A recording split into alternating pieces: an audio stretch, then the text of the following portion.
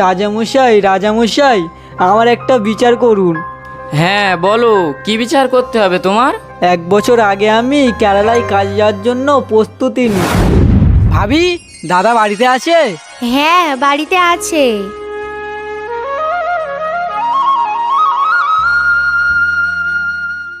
দাদা। হ্যাঁ বল ছোট, কি ব্যাপার? না, সেরকম কিছু না। এই নাও, এই টাকাটা তোমার কাছে রাখো। হ্যাঁ, এতগুলো টাকা? হ্যাঁ, আমি কিছুদিনের জন্য কেরালাতে কাজে যাচ্ছি, হয়তো আমার আসতে অনেক দেরি হতে পারে। সে তো অনেক ভালো কথা রে ছোট, ও নিয়ে তোকে ভাবতে হবে না, আমি তো আছি। ঠিক আছে দাদা, আমি তাহলে আসছি।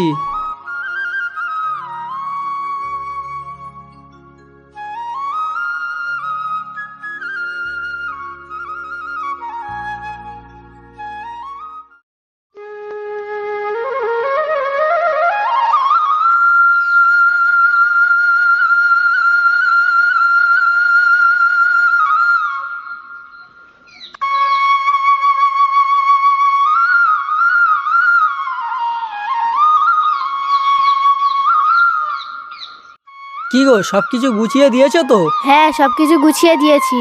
তুমি কোনো চিন্তা করো না, এই তো কয়েকটা মাস, তুমি নাসরিনকে খেয়াল রেখো।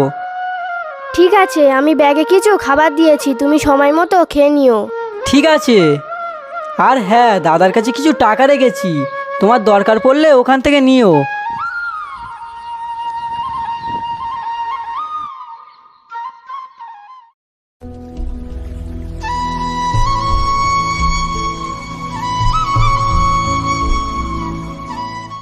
মা, আমার ডাক্তার বাড়ি নিয়ে চলো না মা।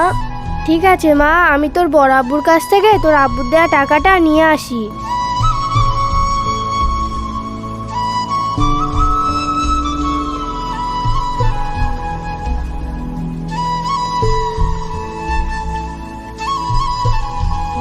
দাদা, পিঙ্কি অনেক অসুস্থ।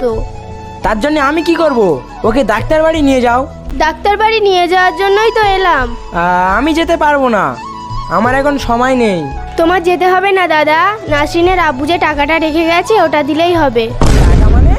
কার টাকা? কিসের টাকা? আমার কাছে কোনো টাকা নেই। দাদা, তুমি এ কি বলছো? নাসরিনের আব্বু তো বাইরে যাওয়ার সময় তোমার কাছে টাকা রেখে গেছে। তোর একবার বললে হয় না? উনি তো বললো যে আশিক কোনো টাকা রেখে যায়নি, তুই এখান থেকে যা তো।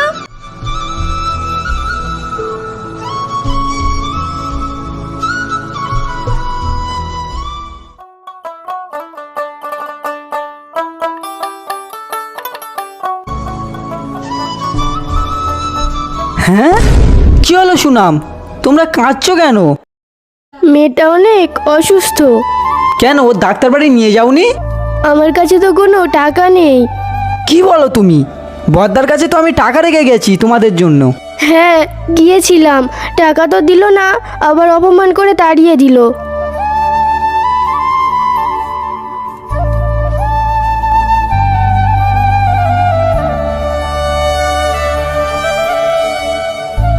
ঠিক আছে, তুমি মেয়েকে নিয়ে ডাক্তারের কাছে যাও, আমি দেখছি।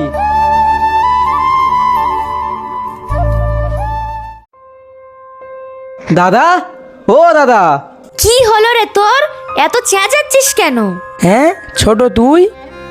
হ্যাঁ, আমি তোমার কাছে যে টাকাটা রেখে গিয়েছিলাম সেই টাকাটা আমাকে দাও। কি রে, তুই আমার কাছে টাকা রেখেছিস, তার কোনো প্রমাণ আছে? প্রমাণ মানে? আমি যে বাইরে যাওয়ার আগে তোমার কাছে 50,000 টাকা রেখে গিয়েছিলাম, সেটা কি তুমি ভুলে গেছো? কি বলতে চাইছিস তুই? তোর কোনো টাকা আমার কাছে নেই, তুই এখন আসতে পারিস।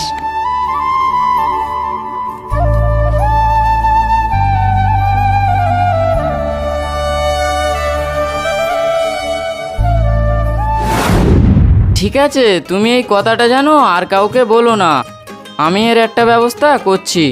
আর হ্যাঁ, টাকা পেলেই আমাকে খবরটা দিয়ে দেবে। আজ্ঞে রাজামশাই।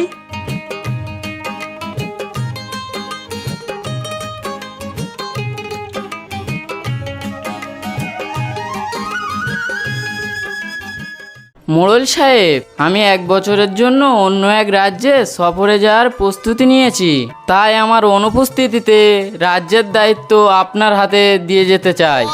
কিন্তু রাজামশাই, এত মানুষ থাকতে আমাকে? কারণ আমানতদার লোক ছাড়া তো রাজ্যের দায়িত্ব ঝাঁতার হাতে দেয়া যায় না। সে যা বলেছেন মশাই। আর আমার বিশ্বাস আপনার মতন আমানতদার লোক আর নেই। এমনটা বলে আমাকে আর লজ্জা দেবেন না হুজুর। আপনার বিরুদ্ধে আজ পর্যন্ত আমি কোনো অভিযোগও পাইনি। এখন আপনার মতামত কি? এই সুযোগ হাতছাড়া করলে হবে না, আমি নায়েবে বাদশা হব। কি হলো, এত কি ভাবছেন মোড়ল সাহেব? হুজুর, হুকুম গোলামের শিরোধার্য। তাহলে আপনি আগামী কাল এসে সব দায় দায়িত্ব বুঝে নেবেন। ঠিক আছে হুজুর।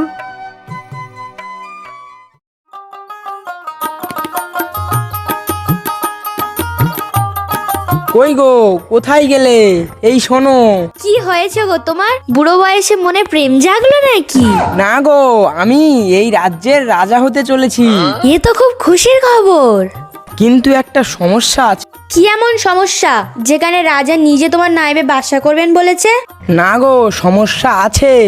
ইতিমধ্যে যদি আশিকের ওই টাকার অভিযোগ বাদশার নিকট চলে যায়, তাহলে আমার সব আশায় পানি পড়ে যাবে। ঠিক বলেছো, তুমি এক্ষুনি গিয়ে আশিকার সব টাকাগুলো ফিরিয়ে দিয়ে এসো।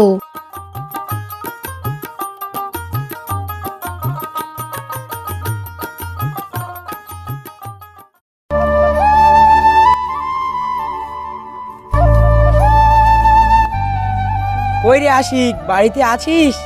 হ্যাঁ দাদা, তুমি? হ্যাঁ আমি।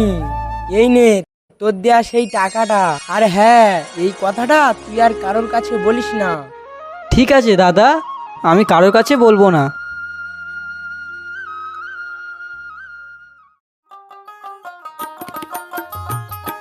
রাজামশাই, রাজামশাই, আমার ভাই আমার টাকাটা ফিরিয়ে দিয়েছে।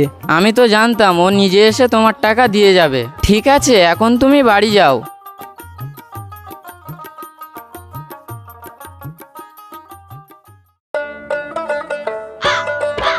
রাজামশাই, রাজ্যের দায়িত্বগুলি এখন আমাকে বুঝিয়ে দিন। মোড়ল সাহেব, বিশেষ কারণে এবছরে আর আমার সফরে যাওয়া হলো না। পরে গেলে আপনাকে জানাবো। হ্যাঁ ইয়ে? হ্যাঁ না হ্যাঁ।